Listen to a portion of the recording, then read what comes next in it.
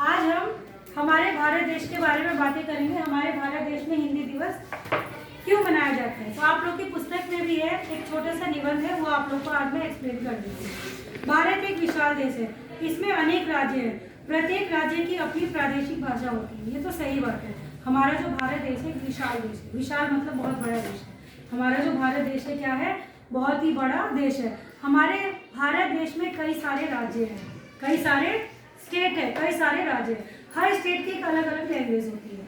हर राज्य के एक अलग अलग क्या होती है, भाषाएं होती है। सबको अपनी अपनी भाषा बहुत पसंद आती है ना। लेकिन उस भारत देश को जोड़ने के लिए एक हिंदी राष्ट्र भाषा की जरूरत पड़ती है, जो हमें बोलना पड़ता है।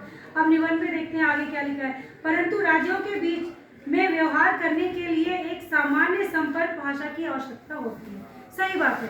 राज्य को जोड़ने के लिए, एक दूसरों को जोड़ने के लिए एक हमें अलग से एक भाषा की जरूरत होती है। अब जैसे मान लो मैं तो आई हूँ दिल्ली से, मेरी लैंग्वेज अलग है, लेकिन आप लोग की लैंग्वेज क्या है, अलग है, डिफरेंट टाइप की। कौन सी है? तेलुगु है। अब तेलुगु के राज्य में आकर के, तेलंगाना राज्य में आकर के मैं क्या कर रही हूँ, आप लोग ये सोचोगे। लेकिन मेरी भाषा कौन सी है? हिंदी है। एक हिंदी ही ऐसी भाषा है जो हम लोग किसी भी राज्य में जा करके बोल करके उनसे संपर्क जो है जोड़ सकते हैं। क्या कर सकते हैं? संपर्क जोड़ सकते हैं। वही देश की राष्ट्रभाषा बन सकती है जो सभी को आती है। राष्ट्रभाषा कौन सी बन सकती है? हमारी राज्य भाषा कौन सी बन सकती है? जो सभी को बोलनी आती है और सभी को समझ में आती है। ज़्यादातर किसी भी आप लोग राज्य में जाओगे तो हर राज्य में हिंदी भाषा और हिंदी भाषा समझने वाले और बोलने वाले अत्यधिक लोग होते हैं, बहुत सारे लोग होते हैं। इसलिए हिंदी भाषा को ही क्या है, राजभाषा के रूप में माना गया है। सभ्यता के पूर्ण होने के कारण हिंदी भाषा राजभाषा घोषित की गई है। और सभ्यता से भी पूर्ण है। कैसे? हमारे भारत देश में देखो, श्री रामचंद्र जी की भाषा क्या थी? अवधी भाषा थी। अवधी का मतलब मालूम है, यूपी की भाषा होती है। ब्रज भाषा कौन सी होती है? कृष्ण भगवान की होती है ब्रज भाषा, वो भी यूपी की भाषा है। तो ये सारी सभ्यताएं क्या है, हमारे भारत देश की है, वो क्या है, हिंदी से मिलती जुलती होती है। वो सारी भाषाओं को फैलाने के लिए क्या है, हम लोग उत्तर भारत से लेकर के दक्षिण भारत तक सभी जगह हिंदी भाषाओं का ही क्या करते हैं, उपयोग करते हैं।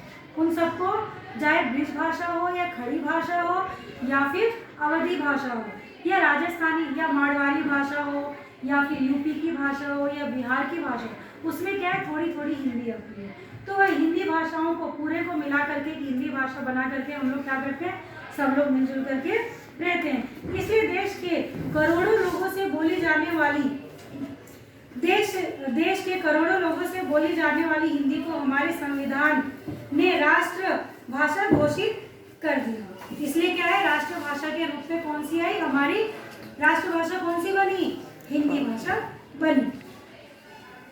प्रत्येक राज्य में वहाँ के प्रादेशिक भाषा राजभाषा बनी। प्रत्येक राज्य में क्या हुआ, वहाँ की प्रादेशिक भाषा।